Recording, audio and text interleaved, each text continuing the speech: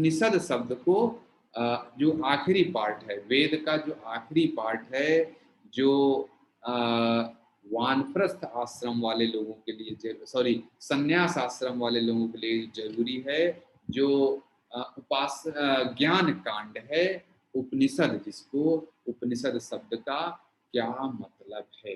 कोई आपसे पूछे कि उपनिषद शब्द का क्या मतलब है, तो आप क्या बताएंगे?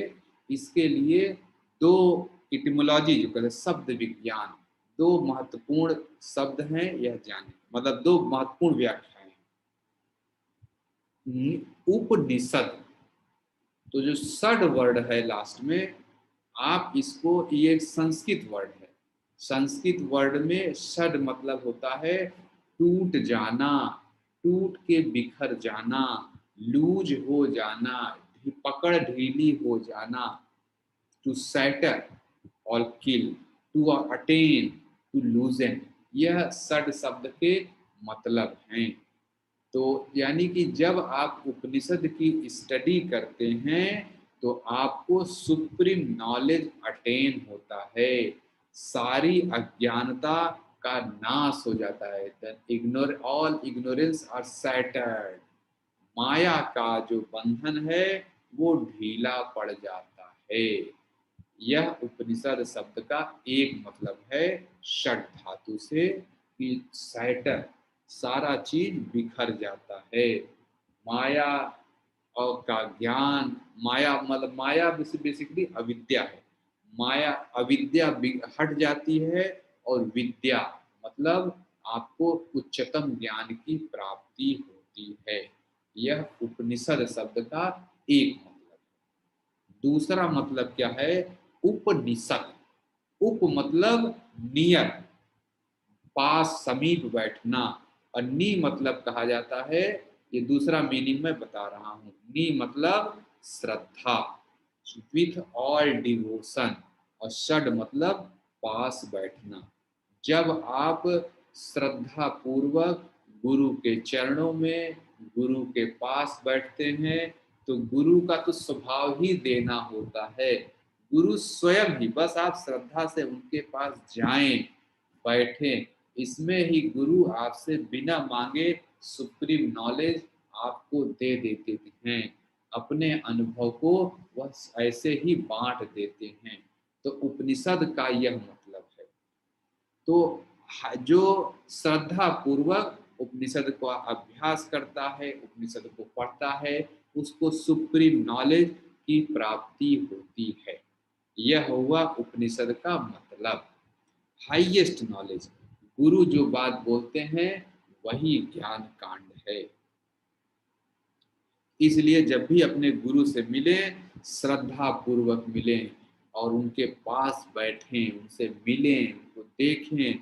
और आप देखेंगे कि गुरु ऐसे ही देखते देखते मजाक में ही ऐसी कुछ बात बोल देंगे कि ऐसे ही आपको समझ में नहीं आएगा। आपने तो सोचते हैं अरे मैंने तो अपनी समस्या इनसे बताई ही नहीं, ये कैसे जान गए। लेकिन वो ऐसा बोल देंगे कि आपका इग्नोरेंस क्षण भर में टूट के बिखर जाएगा। आपके जीवन का अंधकार क्षण भर में गुरु की एक बात से ही हट जाता है। बिना बोले ही, आपको बोलने की जरूरत भी नहीं पड़ती है।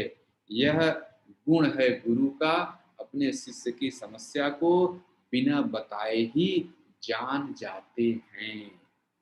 तो यह उपनिषद शब्द का एक मतलब है, दूसरा मतलब है। और फिर जो है अगला पार्ट तो जानते हैं, ये Upanishad are latest part of Vedas. इसमें ब्रह्म विद्या की चर्चा की गई है। हाँ, कोई आपसे कभी पूछे ये ब्रह्म विद्या क्या होता है? ब्रह्म विद्या मतलब आत्मज्ञान। ब्रह्म विद्या मतलब हाईएस्ट नॉलेज को समझना, सुपर सेंसुअस नॉलेज, और इंद्रियों के परे का सत्य, अलौकिक सत्य, यह है ब्रह्म विद्या। जो इंद्रियों से भी नहीं दिखता है, उसकी चर्चा उपनिषद में की गई है। आत्मविद्या, ब्रह्म विद्या, यह सब एक ही बात है।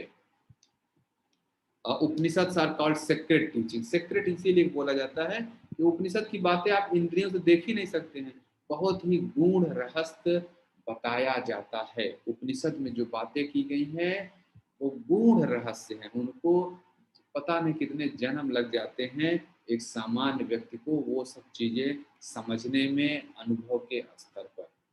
तो यह तो हुई उपनिषद की चर्चा। फिर अगला है स्कूल्स ऑफ वेदांत। अच्छा, उपनिषद को वेदांत भी कहते हैं क्योंकि they are latest part of Vedas, सबसे नवीन पार्ट हैं वेद के, इसलिए इनको वेदांत, वेद के अंत में, यानी सारे किसी भी वेद का पूरी तरह से निचोड़ जो है वो उपनिषद में है। अच्छा, जैसा मैंने बताया कि वेद का मतलब क्या होता है कि यह किसी भी अज्ञानी व्यक्ति को हाईएस्ट नॉलेज देने की क्षमता रखते हैं। तो हाईएस्ट नॉलेज क्या है, मैंने बताया था कि जब जीवात्मा परमात्मा से एक हो जाए, तो इस चीज को, तो जो वेद इनके जो उपनिषद हैं, उपनिषद तो नॉलेज है जो आत्मा को परमात्मा से मिला देता है, ऐसा कहा जाता है उपनिषद के बातों का अभ्यास करने पर। और इसकी उपनिषद की बातें ऐसी है कि उसको हजारों तरह से एक्सप्लेन किया जा सकता है। तो उपनिषद की बातों को तीन महत्वपूर्ण इंटरप्रिटेशन एग्जिस्ट करते हैं, जो जीव और ब्रह्म, आत्मा और परमात्मा के बीच के रिलेशंस को, के बीच के इंटरेक्शन को डिफाइन करने या समझाने के लिए तीन महत्वपूर्ण जो इंटरप्रिटेशन है वह, उनको स्कूल्स ऑफ वेदांत बोलते हैं। ठीक है, यह आपको याद होना चाहिए, पिछली क्लास में भी हमने इसकी चर्चा की थी। जो द्वैत वेदांत है, यह माधवाचार्य जी ने इसको समझाया। माधवाचार्य जी या द्वैत वेदांत का मतलब कि यह आत्मा को भी सत्य मानता है और परमात्मा को, जीवात्मा और ब्रह्म दोनों ही सत्य माने जाते हैं, दोनों इटर्नल हैं, दोनों रियल हैं और म्यूचुअली सेपरेट एंटिटीज हैं। तो यानी द्वैत वेदांत जो है यह इंडिविजुअल और सुप्रीम दोनों को सत्य मानता है। फिर इसके बाद आता है विशिष्ट। अच्छा, ये स्पेलिंग गलत लिखी है, मैं करेक्ट कर लेता हूँ। विशिष्ट वेदांत, विशिष्ट वेदांत का मतलब जीवात्मा और ब्रह्म, अभी मैं ब्रह्म क्या है आगे इसकी चर्चा करें। तो जो इंडिविजुअल है और जो सुप्रीम है, जो ईश्वर है, यह वास्तव में दोनों ही आप कह सकते हैं दोनों सिमिलर हैं लेकिन आइडेंटिकल नहीं है। यानी द्वैत में दोनों को इटर्नल माना गया और दोनों को एकदम अलग अलग माना गया। यहाँ पे कहा जा रहा है कि दोनों सिमिलर हैं लेकिन आइडेंटिकल नहीं है, तो सिमिलरिटी आ गई। तो यहाँ थोड़ा सा द्वैत वेदांत से एक स्टेप आगे चले और अद्वैत वेदांत कहा जाता है। अद्वैत जो सिस्टम है वो कहता है जीवात्मा और ब्रह्म दोनों आइडेंटिकल हैं और सेम है, कोई अंतर ही नहीं है। अद्वैत ये तीन तरह के दर्शन हुए, स्कूल्स हुए। तीन तरह, स्कूल्स मतलब विचारधारा, स्कूल मतलब वो स्कूल नहीं जो आप स्कूल में पढ़ने जाते हैं। स्कूल्स ऑफ वेदांता मतलब वेदांत उपनिषद को लेके क्या तीन महत्वपूर्ण तरह की व्याख्याएं हैं। तो द्वैत वेदांत, विशिष्ट वेदांत और अद्वैत वेदांत। द्वैत वेदांत का मतलब इंडिविजुअल और सुप्रीम दोनों ही रियल हैं, दोनों अलग अलग हैं।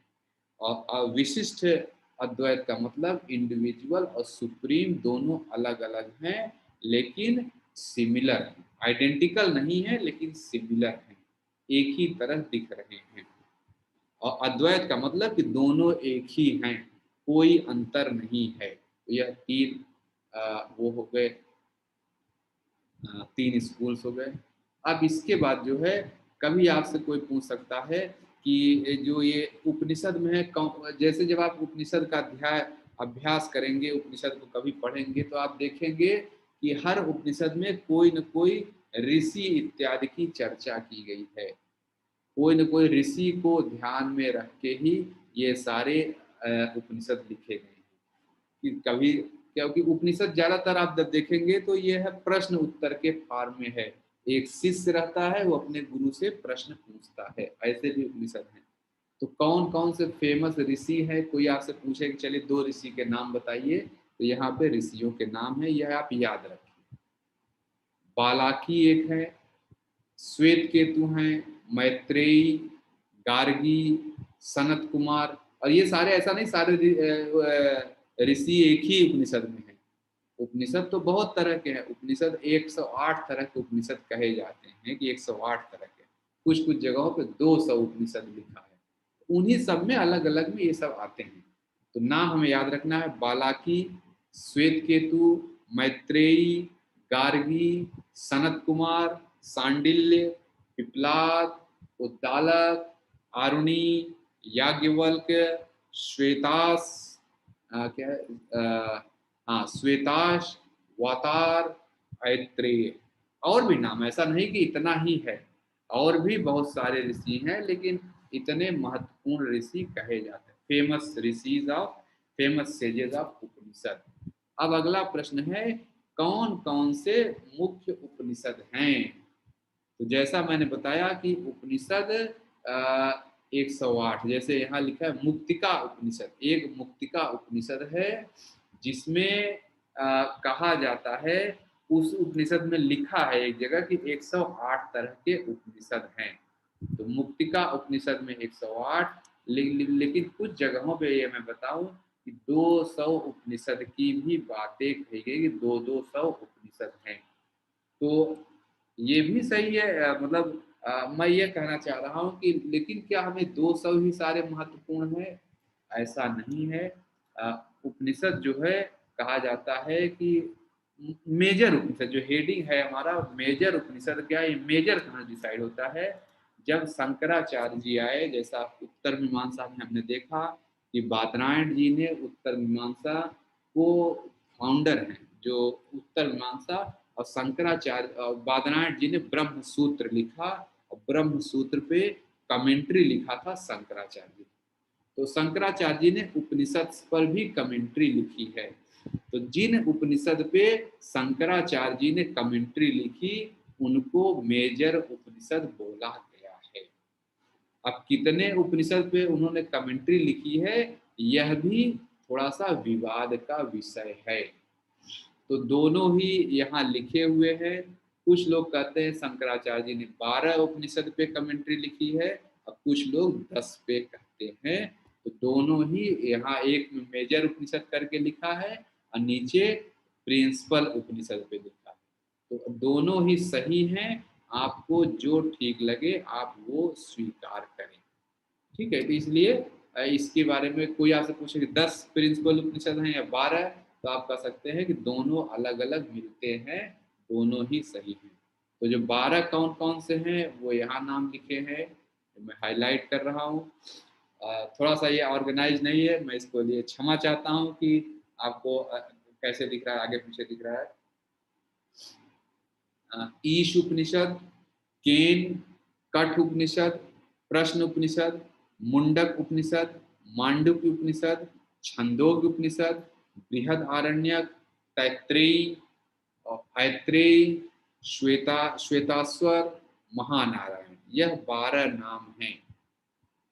इस पे कहा जाता है कि शंकराचार्य जी ने कमेंट्री लिखी, और ये कभी कभी ये 10 नाम भी कहे जाते हैं। तो दोनों ही सही है, आप अपने हिसाब से देख सकते हैं। या कैसे, कभी कभी प्रश्न है, ईशा उपनिषद, केन, ये एक सूत्र है, मैं कभी चर्चा करें, एक श्लोक है उसमें ये 10 नाम है।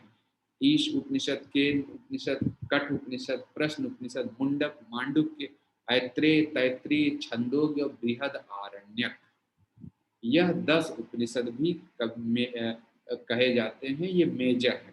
तो ये 10 भी हैं, यह 12 भी है। क्वेश्चन आया कि हाँ कौन कौन से मेजर हैं, कि मेजर कितने उपनिषद हैं, कोई आपसे बोले 4 ऑप्शन दे, 10, 11, 12 और 14, और उसमें ऑप्शन है कि 10 वाला और 12 दोनों सही, तो आप दोनों ही टिक लगा सकते हैं। ठीक है, कुछ क्वेश्चन ऐसे हैं कि हाँ लगेगा कि कंट्रोवर्शियल, लेकिन इसमें फिर आपको चूज करना, क्योंकि इन सब का कोई प्रूफ नहीं, कुछ लोग 10 मानते हैं, कुछ लोग 12, अलग अलग जगह पे कुछ लिखा है उसको मान लेते हैं।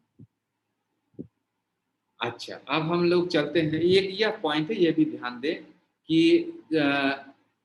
जो शंकराचार्य जी हैं इन्होंने ब्रह्म सूत्र पे कमेंट्री लिखी, यह मैंने बताया, जो शारीरिक मीमांस भाष्य या शंकर भाष्य उसका नाम है, उसमें 4 और उपनिषद की चर्चा की गई है, ये महानारायण, जबला, कौशिकी और पैंगला।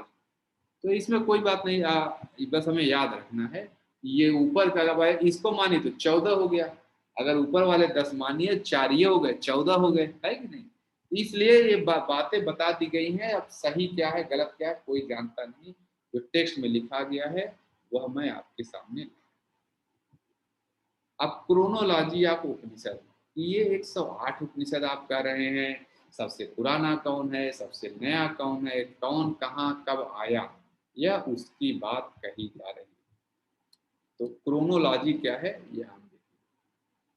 सबसे पहले तो ये जान लें कि छंदोग्य उपनिषद और बृहद आरण्यक, यह 2 उपनिषद हैं, यह सबसे पुराने हैं। और ये जो उपनिषद हैं ये कितने पुराने हैं, कोई कहा, क्योंकि ये तो देखा जाए तो ह्यूमन ऑथरशिप है ही नहीं, ईश्वर के द्वारा अब भेजा गया है ऐसा कहा जाता है छंदोग्य उपनिषद, ये सारे उपनिषद को। लेकिन तब भी जो प्रूफ मिलते हैं वो ये कहा जाए, जो हिस्टोरिकल प्रूफ कहते हैं, जो हिस्ट्री वाले लोग स्टडी करते रहते हैं, उनका ये ज़्यादातर लोगों का ये मानना है कि जो जितने भी उपनिषद हैं यह भगवान बुद्ध के आसपास ही इनका आगमन हुआ है, मतलब ये प्रोमिनेंट हो गए, ऐसा नहीं कि उसके पहले नहीं थे, लेकिन बहुत ज़्यादा लोग इसको एक साथ जान गए। तो इसलिए तो छंदोग्य और बृहद आरण्यक को ओल्डेस्ट उपनिषद कहा जाता है। ये 7वीं शताब्दी, ये क्रिश्चियन एरा के पहले 7वीं शताब्दी में हुए। छंदोग्य और बृहद आरण्यक ओल्डेस्ट उपनिषद हैं। फिर प्री बुद्धिस्ट, भगवान बुद्ध के आने से पहले जो उसके बाद यानी छंदोग्य उपनिषद के बाद तैत्तिरीय, ऐत्रेय और कौशिकी, यह 3 उपनिषद आए।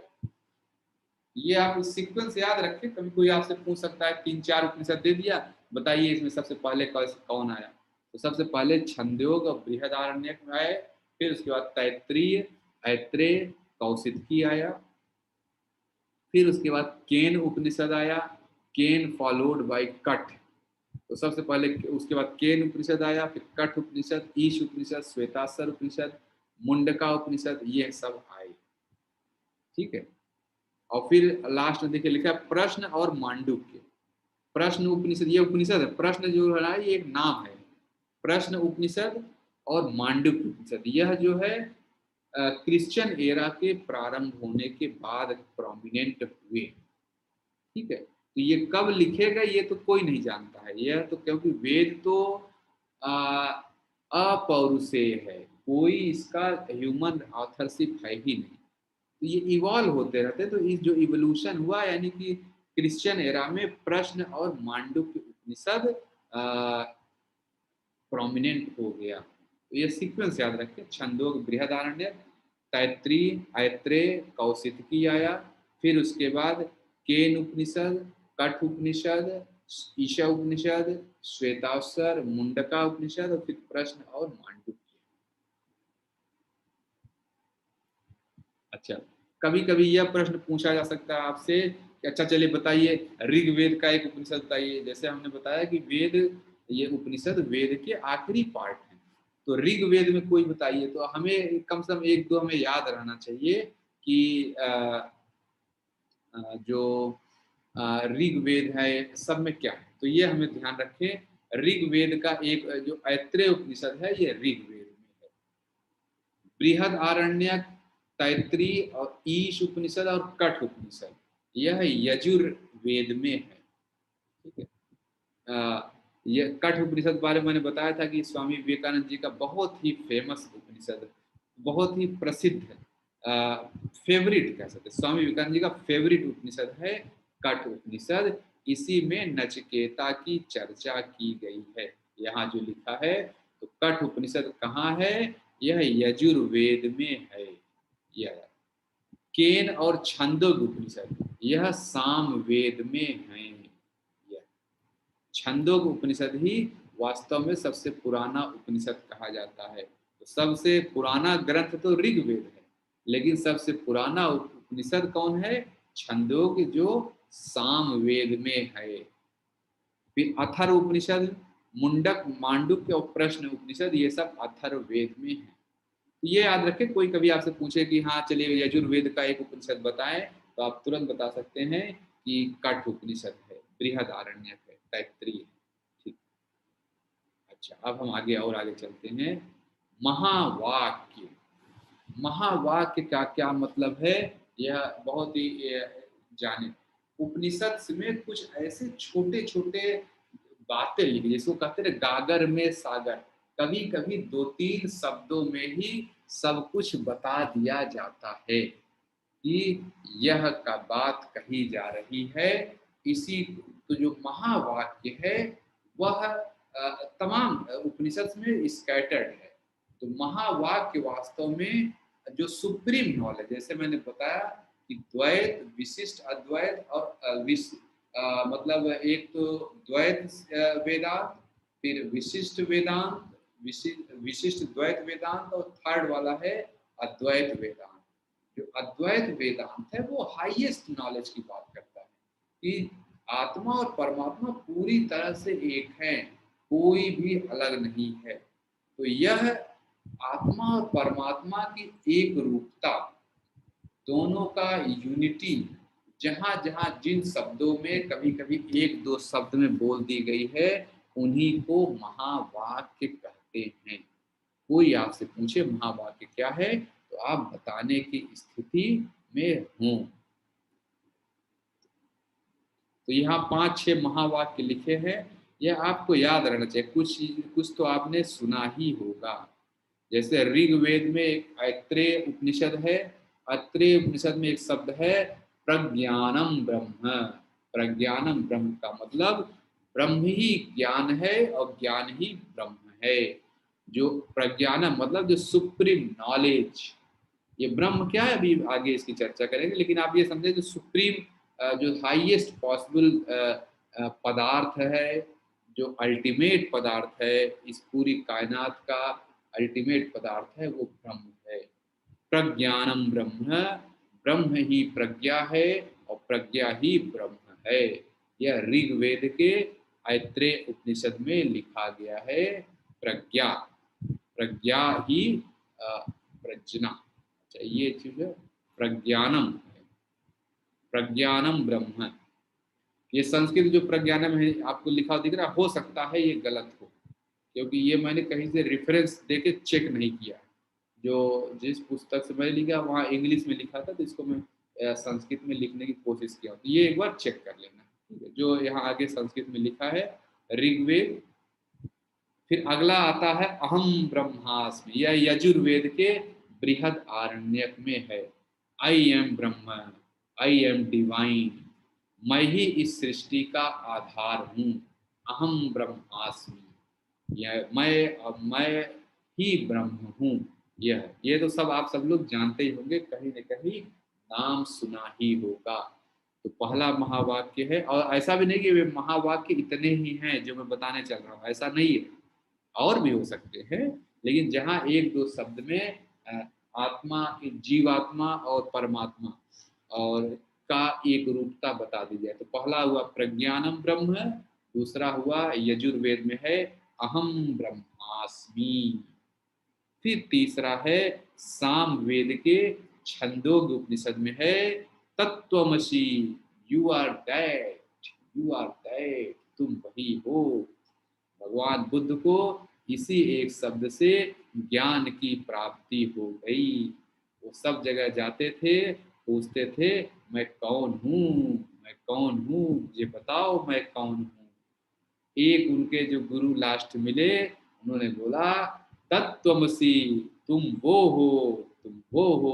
वो हो मतलब तुम परम सत्ता हो, तुम परम ज्ञानी हो, तुम ब्रह्म हो।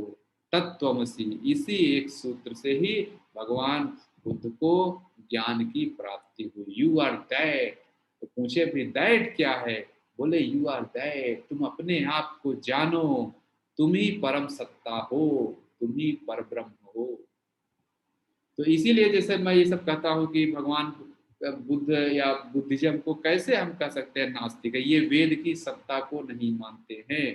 भगवान बुद्ध को तत्वमसी शब्द से ही ज्ञान की प्राप्ति हुई, और ये तो छंदोपनिषद में लिखा है, सामवेद का पार्ट है, तो हम कैसे कहें ये लेकिन चूंकि एकेडमिक इंटरेस्ट की वजह से ही उनको बांटा गया है हेटेरोडॉक्स में, नास्तिक दर्शन कहा गया, क्योंकि उन्होंने वेद को पढ़ा समझा और एकदम सिंपल तरीके से लाए। उस समय इतनी कॉम्प्लेक्सिटी आ गई थी, उन अलग दिखाना जरूरी था।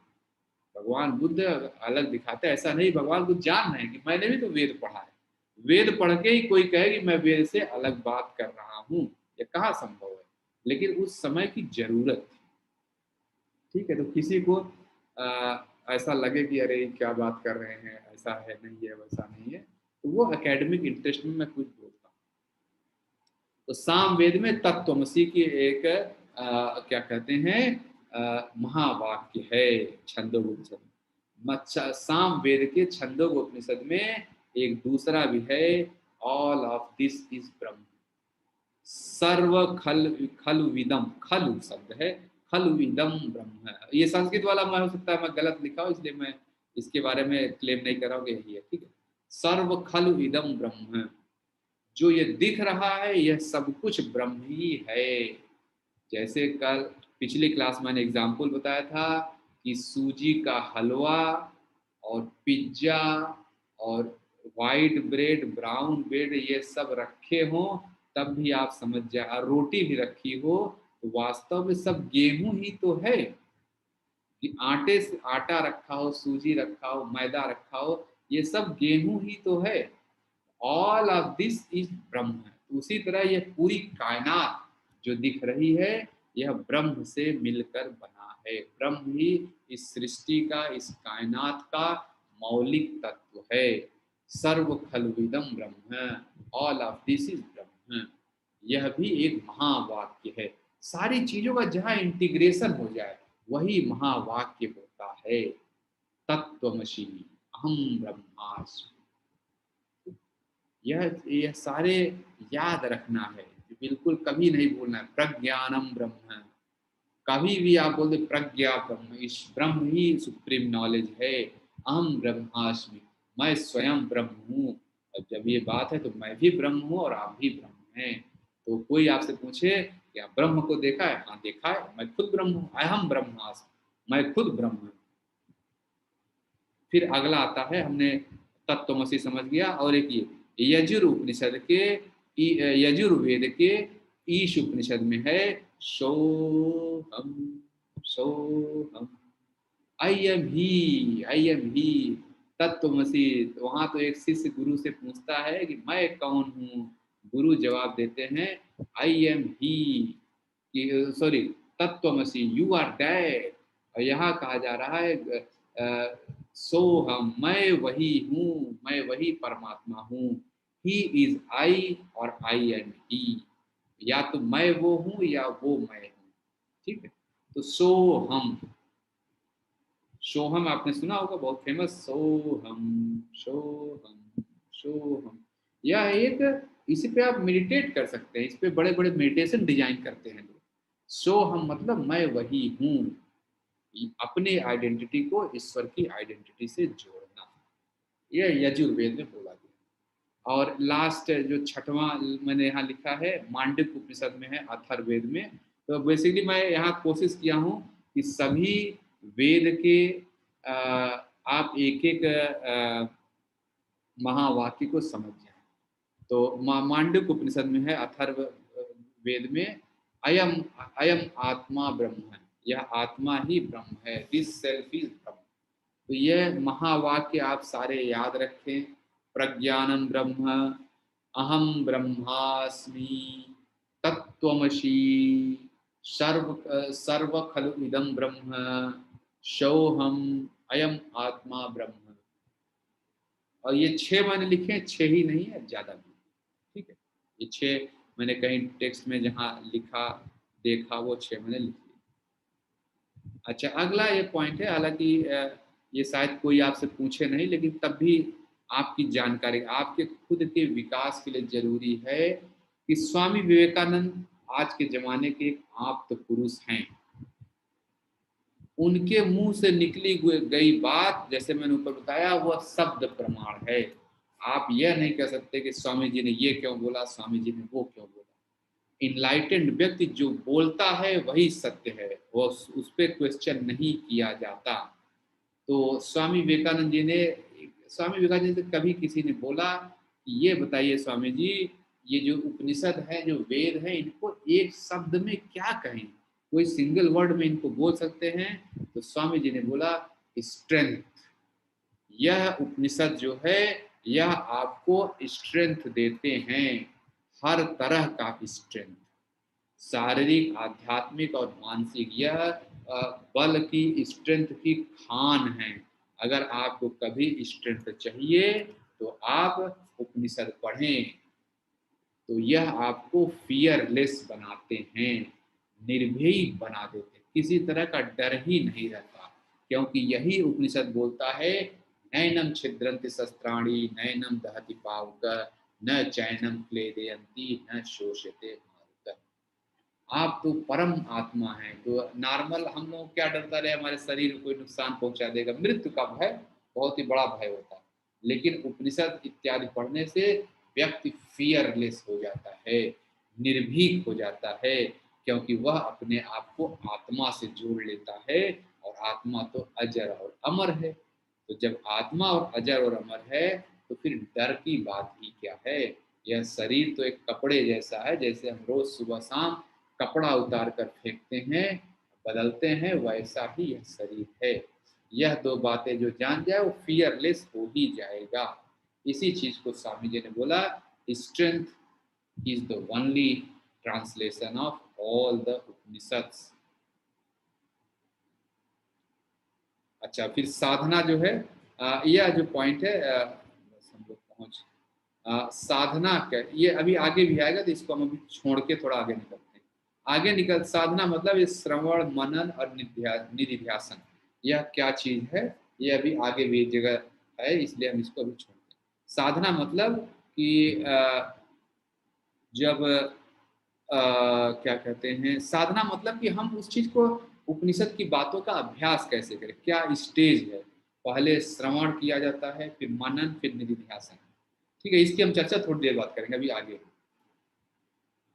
Who is fit to study Upanishad, यह जरूरी है। साधना चतुष्टय इसको बोलते हैं। जो उपनिषद का अभ्यास करने के लिए कौन सबसे फिट व्यक्ति है। क्या मैं उपनिषद का अभ्यास कर सकता हूँ? क्या आप उपनिषद का अभ्यास कर सकते हैं? उपनिषद में जो हाईएस्ट ट्रूथ लिखा गया है, उसका हमें कैसे अनुभव के स्तर पर लूं, मुझे अनुभव कैसे हो जाए। तो इसके लिए चार चीजें बताई गई हैं कि यह चार चीजें होनी चाहिए आपके अंदर, और इन चारों चीजों को बोला गया है साधना चतुष्टय। चार गुण है, ये मैं लिख लेता हूं, साधना चतुष्टय। ये कोई आपसे पूछे साधना चतुष्टय क्या है, तो आप बताएं कि साधना चतुष्टय, सॉरी, साधना चतुष्टय यह चार बातें हैं। तो जब साधक, यानी उपनिषद स्टडी करने, उपनिषद की बातों को रियलाइज करने के लिए साधक के अंदर कौन गुण होने चाहिए, तो पहला है विवेक। उसके जो साधक विवेकी व्यक्ति होना चाहिए, साधक विवेकानंद होना चाहिए। नित्य अनित्य, जिसको नित्य और अनित्य का ज्ञान है, जो डिस्क्रिमिनेट कर पाता है, अलग अलग देख पाता है। जैसे मैं कहूँ कि ये मेरे बगल में अगर एक गिलास रखी है, अगर आप छोटे सी स्क्रीन में ये देख पा रहे हैं, यह गिलास आपको दिख रही है, लेकिन यह स्टील कह सकते हैं। ये गिलास तो अनित्य है, अभी मैं इसको मोड़ दूं तो ये गायब हो जाएगी, इसको आप गिलास नहीं कहेंगे। लेकिन अनित्य क्या है, यह स्टील है, हमेशा इसको मोड़ने के बाद इसका आकार में कितना भी मोड़ूं, यह स्टील तो रहेगा ही रहेगा। तो यह अनित्य है, यानी जो नाम रूप के परे जाके चीजों को देखे। फिर अगला है वैराग्य। वैराग्य होना चाहिए। वैराग्य मतलब उसको चीजों के पीछे न भागे, किसी चीज से मोह नहीं होना चाहिए, हर चीज को जो छोड़ने की क्षमता रखे, वैरागी हो। तो यह जरूरी है उपनिषद की बातों को समझने के लिए। फिर है षड संपत्ति। यह षड संपत्ति क्या है? ये 6 संपदाएं कही जाती हैं, उसका मालिक होना बहुत जरूरी है। षड संपत्ति, इसको और अलग अलग नाम से बोलते हैं। एक नाम और है, मुझे ध्यान नहीं आ रहा, मैं आपको कभी बता दूंगा। षड संपत्ति, तो ये 6 संपदाएं कौन कौन सी हैं? साम दाम उपरति तितिक्षा समाधान और श्रद्धा। यह 6 षड संपत्ति होना बहुत जरूरी है। साम मतलब कंट्रोल ऑफ इंटरनल ऑर्गन आपके, ठीक है। ये इसकी चर्चा और आगे जब हम लोग ज्ञान योग करेंगे वहां पर भी करेंगे, अगर यही चीज वहां भी आएगी। बेसिकली ये ज्ञान योग की बात है यहाँ भी, यानी उपनिषद तो ज्ञान कांड है मैंने बताया, तो ज्ञान योग में आएगा ही आएगा। तो ये 6 षड संपत्ति आगे भी आएंगे। ये साधना चतुष्टय, यह आगे भी फिर से एक बार हम चर्चा करेंगे। तो शाम में यहाँ बहुत सिंपल तरीके से कंट्रोल ऑफ इंटरनल ऑर्गन। दाम में साम दाम control of external organ. External organ मतलब हमारी कर्मेंद्री ज्ञानेंद्री जो बाहर से दिख रहा है। मैं हो सकता है कभी अपने मुंह से किसी के लिए गाली ना निकालूं, लेकिन मैं अंदर किसी को गाली दे रहा हूं, हो सकता है ऐसा। जो मतलब वचन में तो ऐसा नहीं है, लेकिन मन में कुछ और है। तो जब हम वचन को कंट्रोल करते हैं तो उसको एक्सटर्नल ऑर्गन कहते हैं, वो दाम है। लेकिन अंदर से भी हम किसी के बारे में गलत न सोचे, वह साम है। तो इंटरनल ऑर्गन और एक्सटर्नल ऑर्गन। फिर आता है उपरति। उपरति मतलब जिसका सांसारिक चीजों इंद्रियों के विषय से जो मोह हट जाए, withdrawal of mind from the subject. उपरति मतलब इंद्रियों के विषय की ओर ध्यान न जाए। फिर तितिक्षा। तितिक्षा बोला जाता है टॉलरेंस, जिसके अंदर सहन शक्ति आ जाए, अपने धर्म को, अपने कर्म को करने के लिए जो कष्ट है वो सहे। आप मान लीजिए किसी स्कूल में टीचर हैं और आपको रोज जाके स्कूल में तक जाने के लिए साधन नहीं है, आप रोज बस में जाते हैं और धक्का खा रहे हैं, लेकिन वो आपका कर्म है, उसमें आपको सहन करना है। तितिक्षा, आप यह नहीं कर सकते कि मुझे ये मिल जाए, मुझे कोई कार दिलाए, मुझे कोई बाइक दिलाए, स्कूटी दिलाए। अगर ऐसा हो रहा है, आप मतलब ये कहिए कि आपके पास संपदा है तो आप खरीद लो, लेकिन आपके पास नहीं है तो उसको गलत तरीके से अर्जित न करें। टॉलरेंस, आपको सहन करना है उस कष्ट को। तितिक्षा, क्योंकि अगर आप ऐसा करते हैं किसी से चोरी से, किसी गलत तरीके से आप वह संपदा अर्जित कर लेते हैं जो आपके कर्म में आने वाले कष्ट को दूर कर दे रहा है, तो वास्तव में आपके पास तितिक्षा नाम की संपदा नहीं है। अपने कर्म में आने वाले कष्ट को आप सहन नहीं कर पा रहे हैं। पतंजलि योग दर्शन में इसी चीज को बोला गया है तपः। अपने कर्म में आने वाले कष्टों को देखना, झेलना चाहिए, टॉलरेंस होना चाहिए। तितिक्षा, तो जो अपने कर्मों में आने वाले कष्ट को सीख लेता है, झेलता है, उसके बाद तितिक्षा नाम की संपत्ति है और वह उपनिषद को जानने का अधिकारी हो जाता है। फिर अगला पॉइंट है समाधान। समाधान मतलब टू काम द माइंड, अपने दिमाग को, मस्तिष्क को शांत करना। और अगला फिर है श्रद्धा। श्रद्धा मतलब फेथ इन गुरु, अपने जिसको गुरु की बातों पे विश्वास करना। आप उनको टेस्ट करें वो सब कुछ है, लेकिन गुरु जब टेस्ट में गुरु आपको कोई चीज बता दे कि हाँ ऐसा है, फिर उनकी बातों पे अविश्वास नहीं करना। अगर आप अविश्वास दिखाते हैं तो श्रद्धा नाम की संपत्ति से दूर होते हैं। षड संपत्ति, षड संपत्ति, तो यह 6 संपदाएं हैं, यह होना जरूरी है उपनिषद की बातों को समझने के लिए। विवेक, वैराग्य, षड संपत्ति, जिसमें ये 6 पॉइंट हैं, और चौथा है मुमुक्षत्व। मुमुक्षत्व होना बहुत जरूरी है। अर्निंग फॉर लिबरेशन, मुक्ति की इच्छा, मुक्ति की इच्छा करने वाला व्यक्ति ही मुक्त होता है। मुक्ति की चर्चा करने वाला कभी मुक्त नहीं होता है। तो मुक्ति की इच्छा होना बहुत जरूरी है। और मुक्ति की इच्छा कैसी हो, इसके बारे में रामकृष्ण परमहंस जी का एक है कि कोई व्यक्ति नदी में डूब रहा है, उस समय उसके मन में जीवित रहने की जो इच्छा होती है, कोई मुझे आके पकड़ ले, कोई मुझे बचा ले, क्या ऐसी इच्छा हमारे अंदर इस समय है कि मैं मुक्त हो जाऊं? ऐसी इच्छा जिसके अंदर होगी वह उपनिषद की बातों को समझेगा। हम तो सामान्य लोग हैं, हम खाली बैठते हैं तब उपनिषद पढ़ के, जब कोई काम नहीं रहता तब हम सोचते हैं चलो थोड़ा सा गीता पढ़ लें, थोड़ा सा उपनिषद पढ़ लें। जैसा ही अगर यह सोच है तो मुमुक्षत्व यह हमारे पास नहीं है। अर्निंग फॉर लिबरेशन, डूबते हुए व्यक्ति को जैसे जीवन की इच्छा होती है, वैसा ही व्यक्ति वैसी इच्छा आपको उपनिषद को समझने की होनी चाहिए। ब्रह्म को समझने की वैसी ही लालसा है। ऐसी लालसा वाले व्यक्ति को, ऐसी इच्छा वाले व्यक्ति को ईश्वर दर्शन होते हैं, ब्रह्म समझता है वो, और उपनिषद की बातों को समझता है।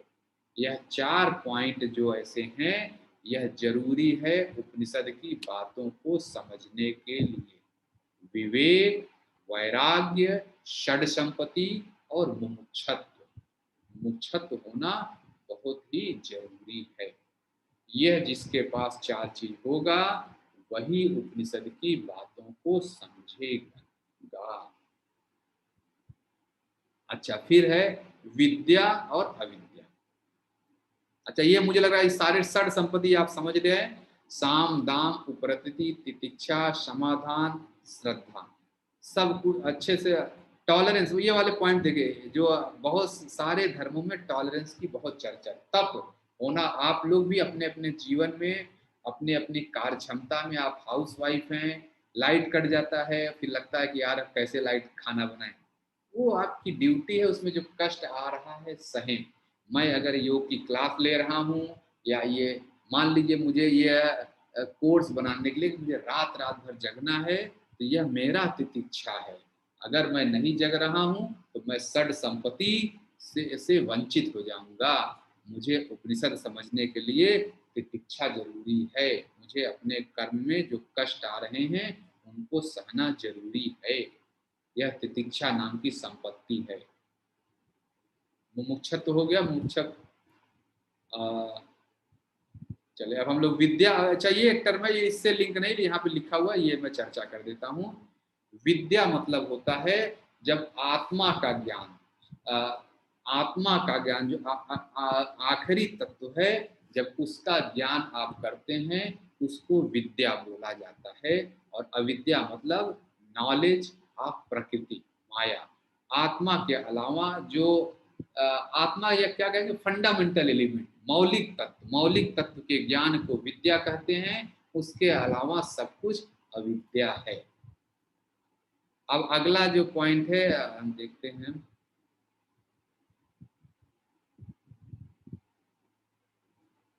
चलिए हम इस पे आ जाते हैं। उपनिषद में मुख्य कौन कौन से बातें, व्हाट आर टीचिंग्स ऑफ उपनिषद, यह हम चर्चा करनी चाहिए। उपनिषद की टीचिंग्स कौन कौन सी हैं। उपनिषद में जब हम, मुख्य विषय क्या है उपनिषद के, उपनिषद में एक कॉन्सेप्ट है ब्रह्म। ब्रह्म, हम जैसे करें अहम ब्रह्मास्मि, ये ब्रह्म क्या है। कोई आपसे पूछे कि ब्रह्म क्या चीज है, तो आप यहाँ पे आप ये जो डिफिनीशन है यह आप देख लें। ब्रह्म इस सृष्टि का मौलिक पदार्थ है। फंडामेंटल वाइब्रेशन है जिससे यह पूरी कायनात बनी हुई है। ब्रह्म इज इटर्नल, सनातन है। इनडिस्क्राइबेबल, जिसका वर्णन नहीं किया जा सकता। इनएक्सप्रेसिबल, आप उसको एक्सप्रेस नहीं कर सकते हैं। अनथिंकेबल, जिसके बारे में सोचा भी नहीं जा सकता। एंड सुप्रीम रियलिटी, जो सबसे सुप्रीम आखिरी तत्व है, supreme reality in the form of undifferentiated. Undifferentiated मतलब बिल्कुल डिफरेंशिएशन है ही नहीं, मौलिक, कोई मैनिफेस्टेशन, आखिरी तत्व कहते हैं। प्योर कॉन्शसनेस, एकदम शुद्ध चेतना है। हैविंग नेचर ऑफ सच्चित आनंद, सच्चिदानंद जिसको आप लोग जानते हैं। सच्चिद आनंद का क्या मतलब है? आपसे कोई पूछे ब्रह्म कौन है, तो आप बोलिए सच्चिदानंद को ही ब्रह्म कहते हैं। इनडिस्क्राइबेबल, ये सब जो बोल्ड में लिखा गया, जिसके बारे में शब्दों में बोला ही नहीं जा सकता। तो इसके बारे में शंकराचार्य जी ने बोला है, जो बोलता है वो जानता नहीं, जो जानता है वो बोलता नहीं। जो ब्रह्म को जान जाएगा वो बोलेगा ही नहीं, क्योंकि मानव की जीव की इतनी क्षमता नहीं है कि ब्रह्म के बारे में बोले। सच्चित आनंद, प्योर एग्जिस्टेंस, प्योर कॉन्शसनेस और प्योर ब्लिस। ये डिफिनीशन है, याद करें, कभी मैं इस पर डिटेल में अलग क्लास में लूंगा। यहाँ हम डिफिनीशन पे हैं, तो क्योंकि एकेडमिक सेंस में है तो हम बहुत ज़्यादा इस पे डिवेल नहीं करेंगे। तो वी शैल मूव फॉरवर्ड। तो ब्रह्म के और कौन से गुण हैं? कुटस्थ, नित्य, पूर्ण, अनंत, अपरिणामी, अकर्ता, अभोक्ता and beyond the scope of maya. Brahm is neither creator nor cause of the universe. ठीक है, तो ये शब्द क्या है, इन सब की हम आगे कभी चर्चा। आप लोग जानते हैं कुटस्थ, नित्य, जो नित्य है। पूर्ण मतलब जो पूरी तरह से पूर्ण है, उसमें कुछ भी जैसे एक बीज होता है वो पूरा पेड़ है अपने आप में, बस उसको इवॉल्व होने की जरूरत है। ऐसे ही जो ब्रह्म है, इसको आप कह सकते हैं यह कॉस्मिक बिग बैंग है, जो फिजिक्स वाले लोग कहते हैं बिग बैंग थ्योरी। सबसे सृष्टि के प्रारंभ में बिग बैंग था, वहीं से एक्सप्लोजन हुआ, सब कुछ निकला है, तो वही ब्रह्म है। जो आप फिजिक्स वाले लोग ब्रह्म बिग बैंग कहते हैं, वास्तव में वही ब्रह्म है, जिससे सब कुछ निकला हुआ है, वो किसी से निकला नहीं है।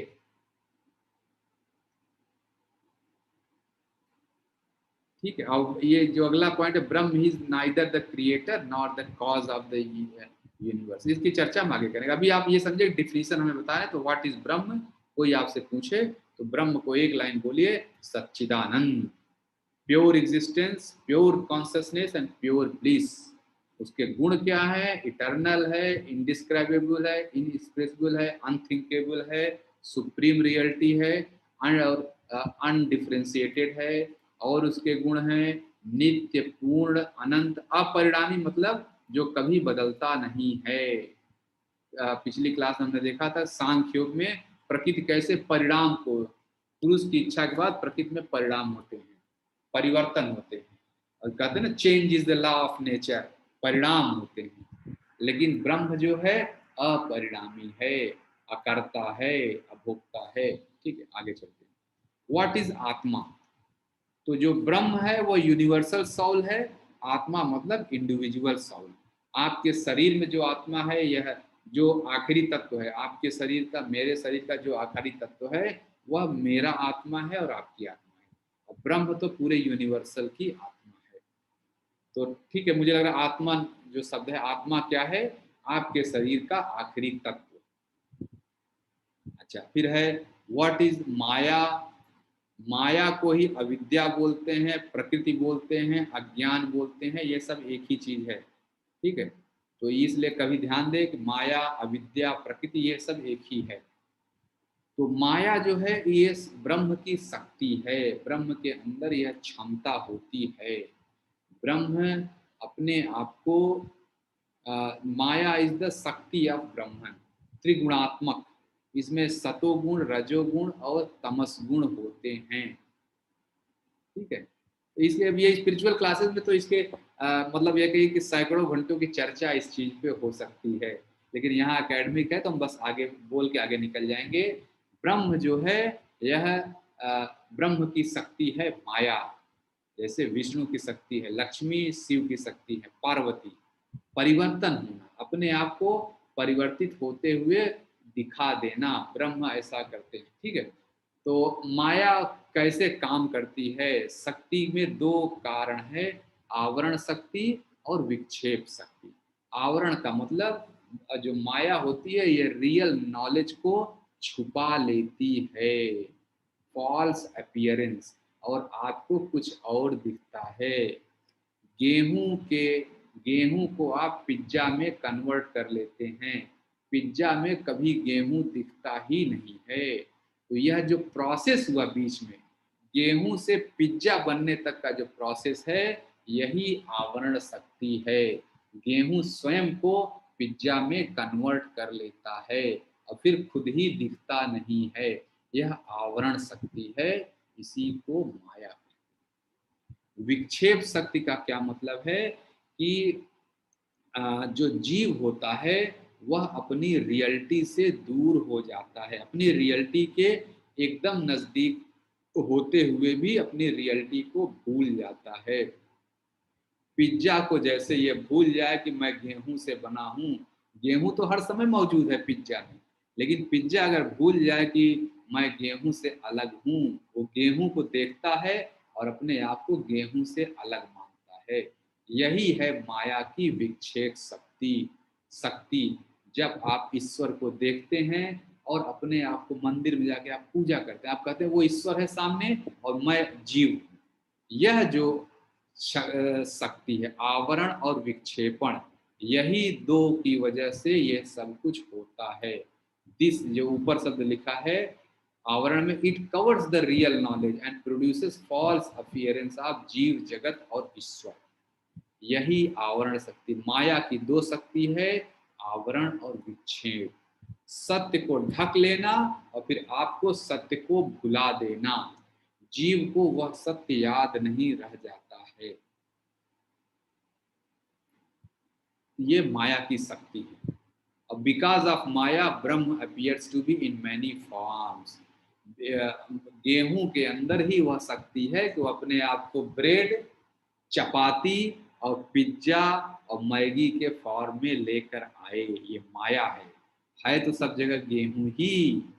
ठीक है, मैं आपको बहुत लग रहा है कि ये क्या एग्जाम्पल ले रहे हैं, लेकिन ये परफेक्ट एग्जाम्पल है, एक बार में आप समझ जाएंगे। बड़ी बड़ी मैं बातें बोलता रहा हूँ तो आप माया नहीं समझेंगे, लेकिन जैसे मैंने गेहूं, पिज्जा, बर्गर यह बोल दिया तो आप समझ गए कि आवरण और विक्षेपण शक्ति क्या है। रियल में गेहूं को गायब कर देना, आपको अब गेहूं का ज्ञान भी भुला देना ही है।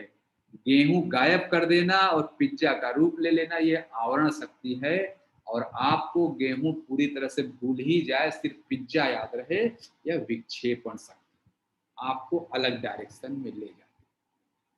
अच्छा, द माया शक्ति ऑफ ब्रह्म इज पार्ट हम। तो ये because of maya Brahman appears to in many forms. अब माया शक्ति ऑफ ब्रह्मन, अच्छा माया शक्ति को ही, जो ब्रह्म की माया शक्ति है, जब हम लोग उसको देखते हैं तो हम उसी को अविद्या कहते हैं। ईश्वर की माया हमारे लिए अविद्या है। तो अगर हम माया के पार चले जाएंगे तो ईश्वर को देख लेंगे, इसीलिए हम कहा जाता है अविद्या में। अच्छा, भूत जो है, भूतास क्या होते हैं? जैसे पंच महाभूत आपने नाम सुना है, छिद जल पावक गगन समीर, वही चीज है। वास्तव में यह पंच महाभूत कहीं और से नहीं है, बल्कि हमारा ही क्रिएशन है। हमारे पास ईश्वर ने 5 इंद्रियां दी हैं। कान दिया है सुनने के लिए, त्वचा दी है टच का फील करने के लिए, चक्षु दिया है देखने के लिए, जीव्या दिया है स्वाद के लिए, और नासिका दिया है सूंघने के लिए।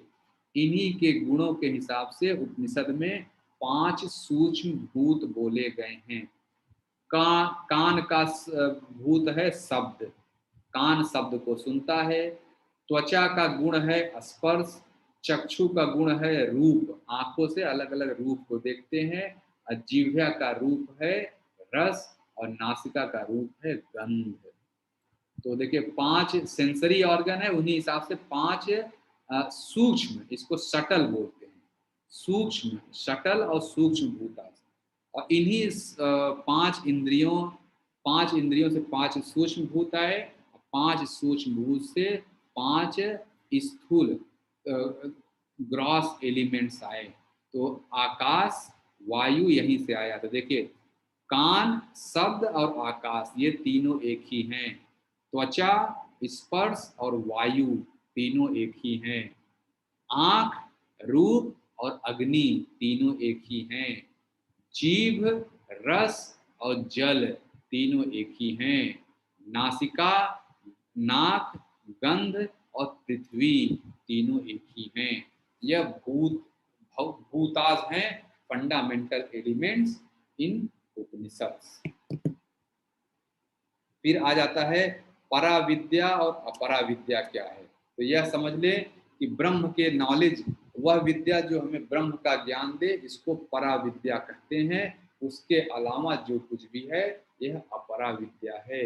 तो जब हम लोग फिजिक्स, अपराविद्या को सेकुलर नॉलेज भी बोलते हैं, ऐसा भी हम लिख लेते हैं। एक नॉर्मल शब्द है। अब ये सेकुलर और रिलीजियस वो सबसे मैं बहस नहीं करना चाहता हूँ। कोई आपसे पूछे एकेडमिक सेंस में कि सेकुलर नॉलेज क्या है, तो आप समझ जाइए अपरा विद्या की बात हो रही है, जो ब्रह्म से अलग है। जब आप physics, chemistry, Hindi, geography, zoology, botany, English जो भी आप विषय पढ़ते हैं, ये सब अपरा विद्या है। ठीक है। तो ये पराविद्या, अपराविद्या बहुत ही, ये सब उपनिषद बहुत डिटेल में है, लेकिन मैं आपको यहाँ बहुत छोटे में सब कुछ बता रहा हूँ। जीव, जगत और ईश्वर। जीव क्या है, जगत क्या है और ईश्वर क्या है।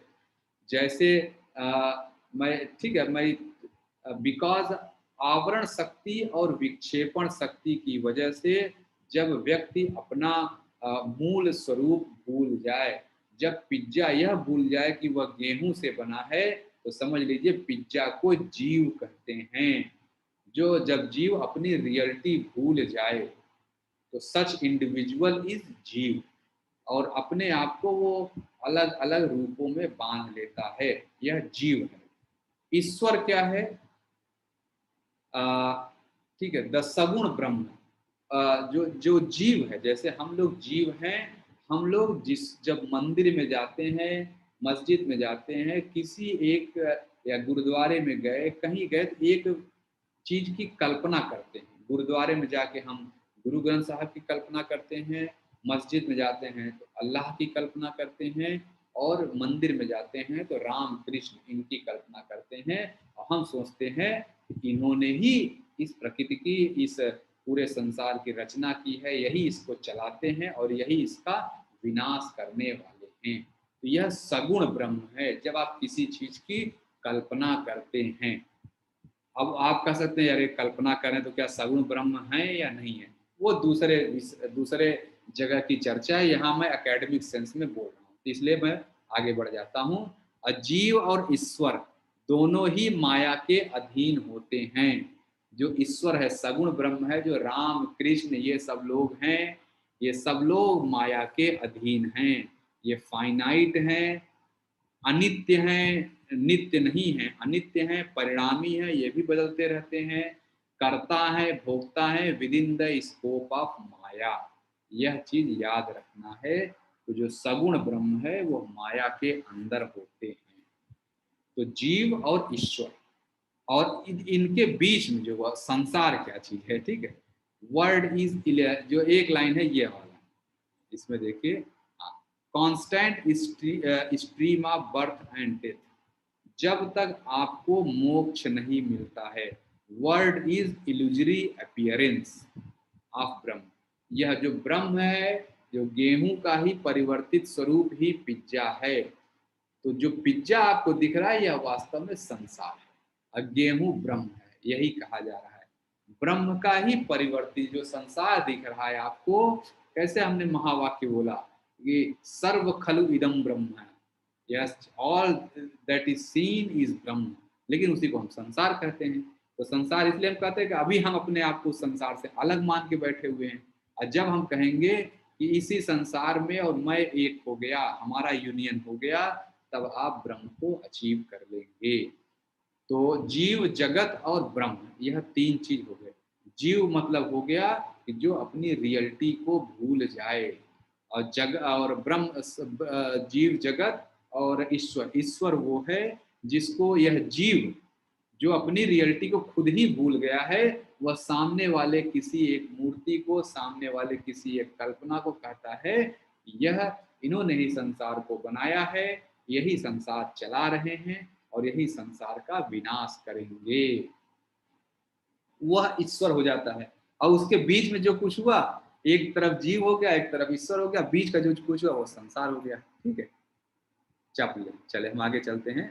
मैं हो सकता है बहुत तेजी से आगे जा रहा हूँ, लेकिन एकेडमिक सेंस में है तो बहुत ज्यादा नहीं, तो हर पैराग्राफ पे घंटों घंटों की चर्चा हो सकती है। चले, उपनिषद में गॉड किसको बोला गया है?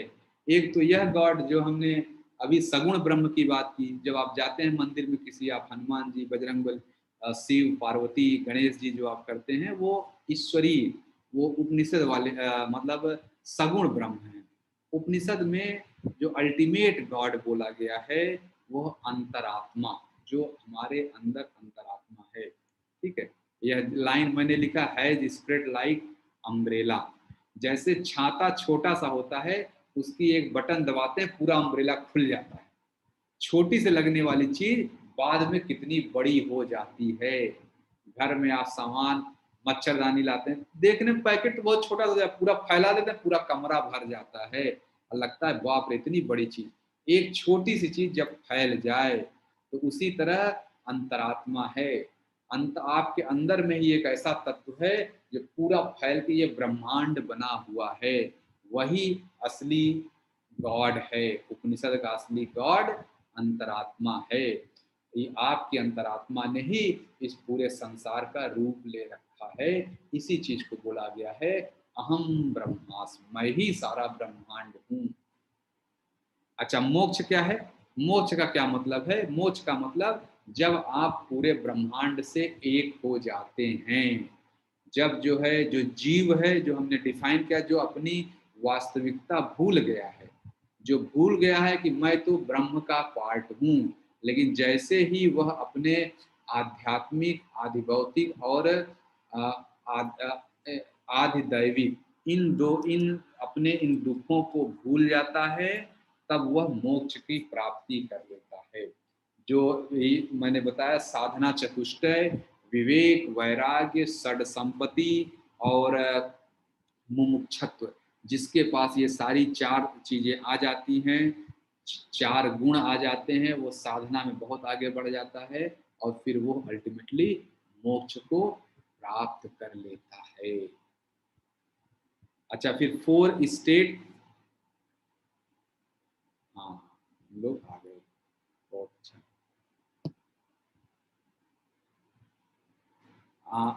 4 स्टेट्स, यह देख लें, मानव जीवन की 4 अवस्थाएं कौन कौन सी हैं। जैसे मैं इस समय आपसे बात कर रहा हूं, तो मैं जागृत अवस्था में हूं। आप भी क्लास अटेंड कर रहे हैं, यह जागृत अवस्था है। इस समय आपका माइंड बॉडी दोनों एक्टिव है। लेकिन जब आप सोते हैं, बिस्तर पे लेट जाते हैं, उस समय आपका शरीर तो इनएक्टिव हो जाता है, लेकिन माइंड काम कर रहा होता है। माइंड में ही आप, मतलब सपने में ही आप खाना खाते हैं, आप स्कूल जाते हैं, आप रोते हैं, हंसते हैं, सब कुछ। यानी फिजिकली तो आप कुछ नहीं कर रहे हैं, लेकिन माइंड एक्टिव है, वह स्वप्न अवस्था है। तीसरी अवस्था होती है ड्रीमलेस स्लीप, जब आप रात में बहुत गहरी नींद में एक बार चले जाते हैं, डीप स्लीप, उसको सुसुप्ति की अवस्था कहते हैं। उस दौरान आपका दिमाग भी शांत हो जाता है, माइंड काम, यानी माइंड भी इनएक्टिव हो जाता है थोड़ी देर के लिए। तो जागृत अवस्था, स्वप्नावस्था और सुसुप्ति अवस्था, ये 3 अवस्था तो हम सभी लोगों को अनुभव होगा ही होगा। चौथी अवस्था जो है तुरिया अवस्था है, यह सबको अनुभव नहीं। ये जो मोक्ष की प्राप्ति, जो ईश्वर, जो उपनिषद के सत्य को समझता है, वो ट्रू सेल्फ। जब आप सुसुप्ति अवस्था में भी रहते हैं, जब आपका माइंड भी काम नहीं करता है, लेकिन जब आप उठते हैं तो आप कैसे बोलते हैं, मैंने बहुत गहरी नींद में सोया, मुझे सपने नहीं आए। जब आपका माइंड भी एक्टिव है तो यह कौन अनुभव कर रहा है, कौन यह बात बोल रहा है कि मुझे सपने भी नहीं आए? क्योंकि आपका बॉडी भी इनएक्टिव है, माइंड भी इनएक्टिव है। तो जो यह बात बोल रहा है वही ट्रू सेल्फ है। जब आप तुरिया अवस्था में आप उसी सत्ता से एक हो जाते हैं, अपने वास्तविक सत्य को जान जाते हैं। यह 4 सत्य है। अच्छा, स्टेप्स फॉर सेल्फ रियलाइजेशन, जो अगर आप जैसे सेल्फ रियलाइजेशन आप चल रहे हैं तो यही स्टेप्स आप साधना भी है, मैंने ऊपर बताया था कि मैं आगे बताऊंगा, तो ये मैंने लिख लिया। जब आप साधना करेंगे, ज्ञान मार्ग पे चलेंगे, तो क्या क्या करना पड़ेगा? 3 अवस्थाएं हैं, 3 स्टेज है। कभी आपसे कोई पूछे कि साधना के उपनिषद में या वेद में कौन कौन से स्टेप हैं, तो श्रवण, मनन और निधिध्यासन, यह 3 चीज हैं, यह आप ध्यान में रखें।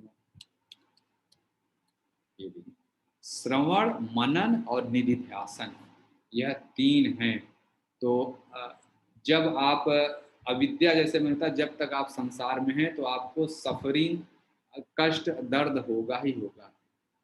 विद्या के अभ्यास से, ब्रह्म विद्या के अभ्यास से आप इन कष्ट को दूर कर सकते हैं। तो क्या क्या हमें करना पड़ेगा अगर आप अपने जीवन को, कष्ट को दूर करना चाह रहे हैं? यह 3 स्टेज से गुजरना पड़ेगा। श्रवण, श्रवण मतलब उपनिषद की गूढ़ बातों को गुरु के पास बैठ के समझें। उपनिषद मतलब कि आप यहाँ पे कुरान, बाइबिल भी ले सकते हैं। यह श्रवण, मनन, निधिध्यासन सब जगह अप्लीकेबल है। अपने धर्म के होली शास्त्र को पढ़ें। क्योंकि यहाँ पे मैं एकेडमिक चर्चा कर रहा हूँ, इसलिए मैं उपनिषद बोल रहा हूँ। एकेडमिक चर्चा में श्रवण मतलब उपनिषद को पढ़ना इनलाइटेंड गुरु के गाइडेंस में। मनन का क्या मतलब होता है? इंटेलेक्चुअल एब्जॉर्प्शन, जो गुरु बात बताएं, जो आप उपनिषद में आप पढ़ें और समझें, आप अपनी बुद्धि के स्तर पर भी उसको स्वीकार करें, उसको एब्जॉर्ब करें कि हाँ ऐसा है। यह श्रवण हो, मनन होता है। दूसरा स्टेज है इंटेलेक्चुअल एब्जॉर्प्शन होना जरूरी है।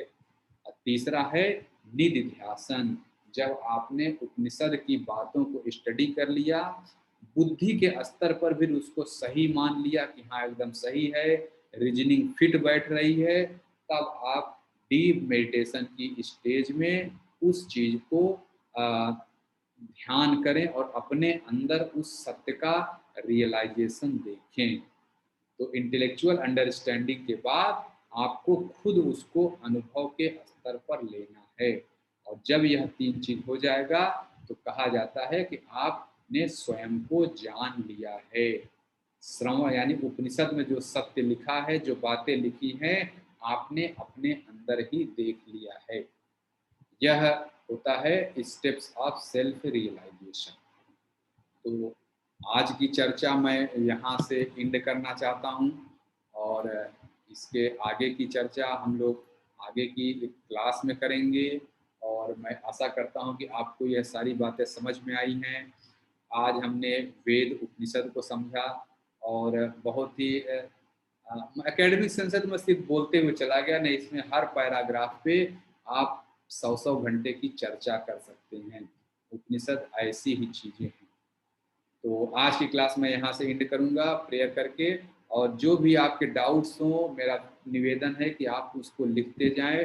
जो भी संदेह हैं उनकी हम अलग से चर्चा करेंगे। ठीक है? इस क्लास में संदेह इसलिए नहीं लिया जाता है कि जिससे डाइवर्ट ना हो। कम समय में हमें बहुत लंबी यात्रा तय करनी है। चलिए मैं प्रेयर करके यहाँ से क्लास को एंड करूँगा।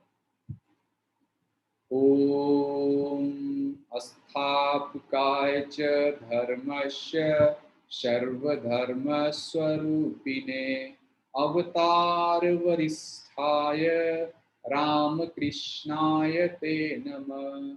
जननीं शारदां देवी रामकृष्ण जगद्गुरु पादपद्मे तयो श्रित्वा प्रणमामि मुहुर्मुहुः। नमः श्रीयतिराजाय विवेकानंद शूरये सच्चित् सुख स्वरूपाय स्वामिने तापहारिणे। ओम शांति शांति शांति। हरि ओम तत्सत्। श्री राम कृष्णाय अर्पणमस्तु। ठीक है साथियों, मैं अब यहाँ से मैं क्लास को एंड करता हूँ और क्लास के एंड के साथ मैं ईश्वर से यह प्रार्थना करता हूँ कि आपको वो साधना चतुष्टय वाले जो चार हैं, विवेक, वैराग्य, षड संपत्ति और मुमुक्षुत्व, उसकी प्राप्ति